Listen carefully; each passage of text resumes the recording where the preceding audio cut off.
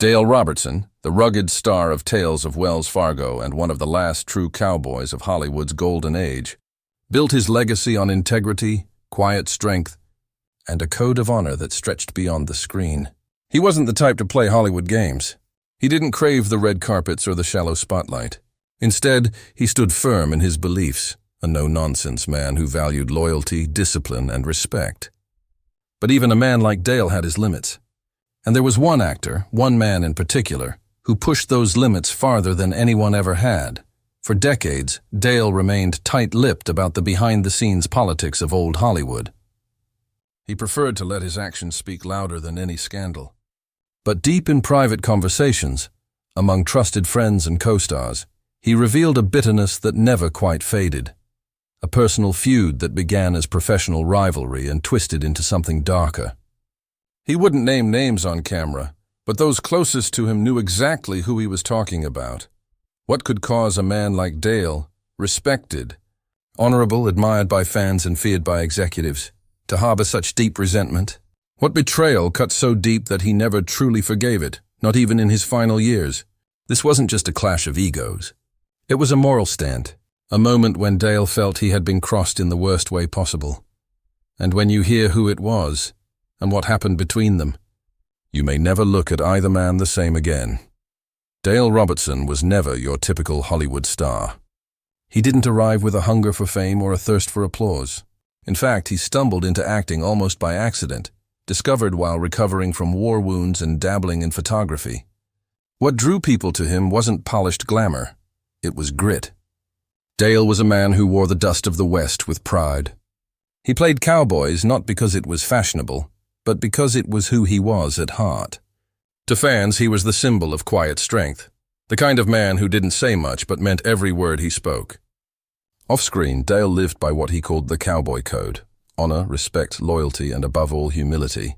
He loathed pretense, despised arrogance, and had no patience for those who used their power to manipulate or humiliate others. And it was that very code that would one day lead to a bitter rift with one of Hollywood's biggest names. The story begins on a movie set in the late 1950s. When Westerns ruled American television and film, Dale was already a rising star, known for his role in Tales of Wells Fargo and appearances in other frontier dramas. He wasn't the kind of man who chased roles. Roles came to him because producers trusted his work ethic and authenticity. But during one particular production, he was cast opposite an actor who was his polar opposite in every way. Charming on the surface, but cold, calculated, and dangerously ambitious behind the scenes. According to those who were there, Dale tried to remain cordial at first. But it didn't take long for friction to surface.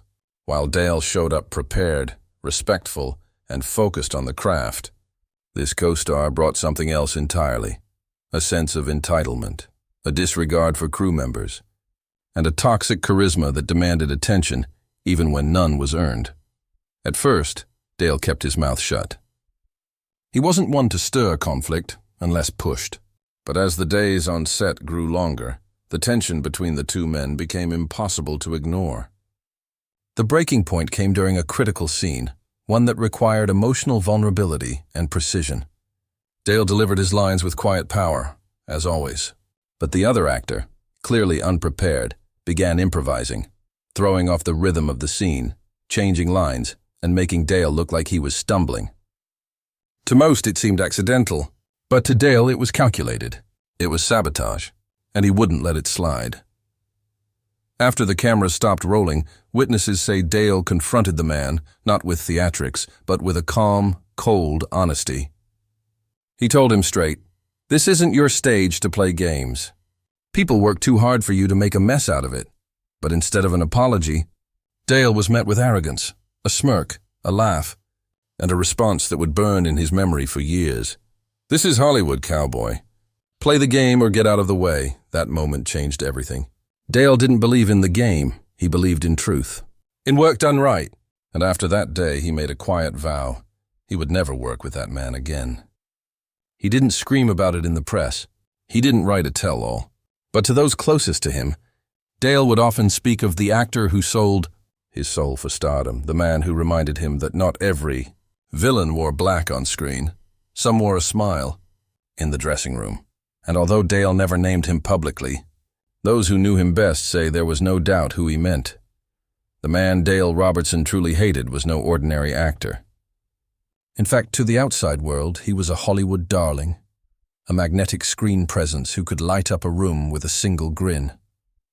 Charismatic, cunning, and wildly popular with fans and studios alike, this actor built his career on charm and swagger. But to Dale Robertson, it was all a mask. Behind closed doors, he saw something far darker. And while the industry cheered this man's rise, Dale watched with quiet contempt, holding on to a personal grudge that never fully healed. Though Dale never publicly said his name, those close to him knew he was talking about Clint Walker, the towering star of Cheyenne, a man whose fame in the Western genre often ran parallel to Dale's own, and who, in Dale's eyes, represented everything wrong with Hollywood. The friction between Dale and Clint reportedly began in the mid-1950s, when both were dominating the small screen as rugged Western heroes. Their shows aired on competing networks, and though they never co-starred in a long-running series, they crossed paths more than once on studio lots, at industry events, and during guest appearances. On the surface, they were similar, both tall, strong-jawed, and beloved by Western audiences. But their similarities ended there. Clint Walker, by many accounts, was known for being difficult behind the scenes. While he appeared gracious in public, insiders whispered about his temper, his demands, and his refusal to take direction. It rubbed a lot of people the wrong way, especially Dale, who prided himself on professionalism. Their worst encounter came during a shared appearance for a televised promotional shoot. According to those who were there, Dale arrived on time, courteous as always, while Clint came late, refused to rehearse, and dismissed the director's instructions. During the shoot, Clint allegedly undermined Dale's cues and positioning, maneuvering to take center frame even when the scene didn't call for it. Dale, a man of discipline and respect, saw it for what it was: egotism at the expense of the team. He confronted Clint directly afterward, calm, composed, but firm.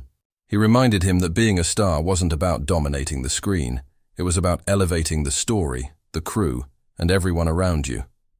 But Clint didn't take it well.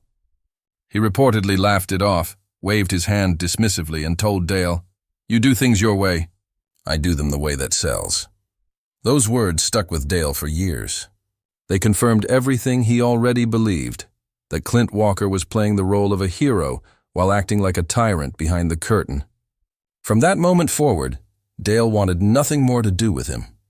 In fact, whenever asked in later years about actors he admired in the Western genre, Dale's lists were long, but Clint Walker's name was always absent. When someone once jokingly mentioned Walker in an interview, Dale's smile vanished. "Let's not go there," he said, his voice low. "Not everyone wears the white hat off screen."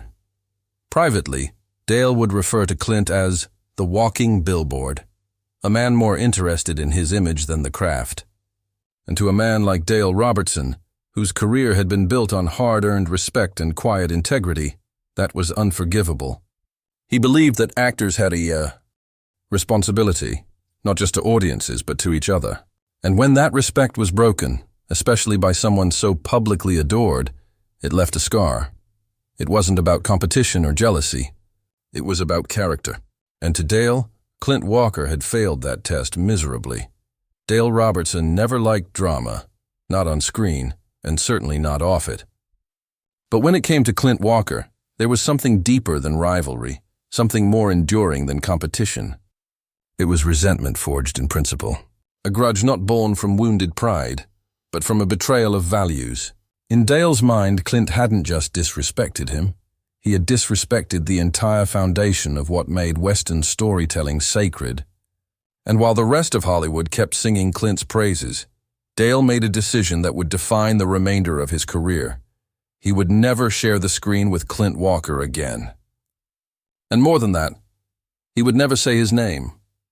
Throughout the 1960s and 70s, offers poured in for television specials, Western reunions, and anthology projects. Producers loved the idea of pairing two TV titans like Robertson and Walker for nostalgic gold. But Dale quietly declined every opportunity that involved Clint. In meetings, he would simply shake his head and say, Not with him.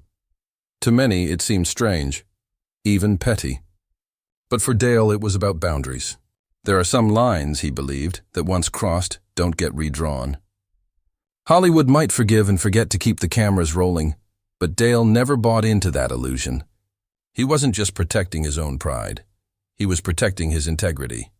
Friends who knew Dale intimately said he never brought Clint up unless asked. But when he did, the bitterness returned like a fresh wound.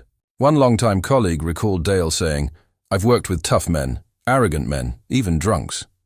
But I've never worked with someone who looked you in the eye and treated your time like it meant nothing." In that quiet frustration, you could hear the weight of all the moments Dale endured silently on set. The wasted hours, the disrespected directors the crew made to wait while one man preened in the mirror. To Dale, it wasn't just unprofessional, it was cruel. While Clint Walker's star continued to rise, Dale made choices that prioritized dignity over spotlight. He turned down roles that required moral compromise. He refused scripts that turned Western heroes into jokes or exaggerated stereotypes. His fans noticed. Even as the Western genre began to fade from mainstream popularity, Dale remained a beloved figure, respected not just for his roles, but for his unwavering consistency. He never sold out. He never rebranded himself for fame. And unlike many of his peers, he never tried to rewrite his past. He simply stood his ground, the way a real cowboy would. There's a quiet kind of power in someone who doesn't explode, who doesn't seek revenge, but who instead draws a hard line and lives by it. Dale's grudge against Clint Walker wasn't about headlines or revenge. It was about sending a message without needing a microphone. Character matters. How you treat people when no one's watching matters. And in Dale's world, no amount of fame could excuse the way Clint had carried himself behind the scenes.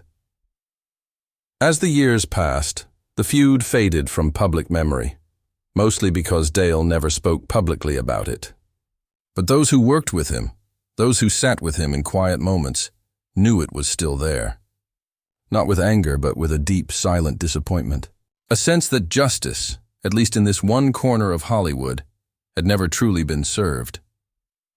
Even in his final years, Dale kept that line drawn. When asked in interviews to name actors he respected the most, he never faltered, and he never forgot. And that silence, that refusal to pretend, was Dale Robertson's final stand, not with a fist or a headline, but with honor.